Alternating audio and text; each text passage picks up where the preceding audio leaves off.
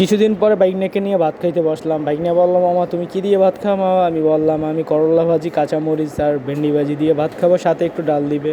মামা বললো, মামা এনাফ, তুমি মরিচ কামড় দাও। আমি বললাম, মামা তোমার কথা তো রাখতেই হয়। মারলাম মরিচে কামড়। মামা এত স্বাদ, সেই স্বাদ, কাঁচামরিচের যে এত স্বাদ মামা আমি বুঝতেই পারিনি, বুঝছো মামা? মামা বললো, মামা তো পুরোটাই খেয়ে ফেলো। আমি বললাম, মামা পুরোটা খেলে কি হয়?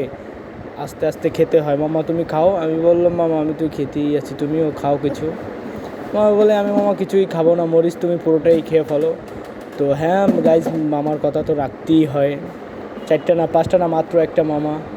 মামার কথা রাখতে না রাখতেই আমি মরিচ ধরলাম হাতে। মামার কথা রাখতে না রাখতেই আমি মরিচটা এখনই কামড় দিব।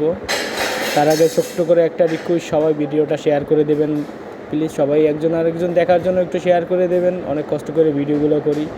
মামার কথা রাখতে রাখতেই মরিচে কামড় দিয়ে দিলাম। মামার বললাম, মামা সেই স্বাদ, এত স্বাদ কেন মরিচে?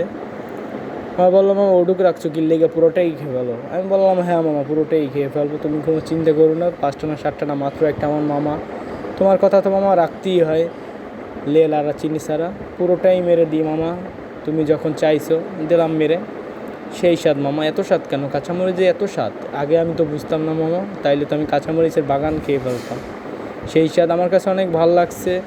ভিডিওটা সবাই একটু শেয়ার করে দেবেন প্লিজ ভাই, একটু আপনাদের অনুরোধ। আমি কোনো সময় ব্লগ ভিডিও করি না, আর ফার্স্ট টাইম ব্লগ ভিডিও করলাম। ব্লগ ভিডিও কখনো করি না, এই ফার্স্ট টাইম ব্লগ ভিডিও করলাম। সবাই একটু শেয়ার করে দেবেন ভাই। নতুন একটা ইউটিউব চ্যানেল খুলছি, সবাই একটু সাবস্ক্রাইব করে দেবেন, সবাই একটু সাপোর্ট করবেন ভাই, এটুকুই আর কিছু না। সবাই ভালো থাকবেন।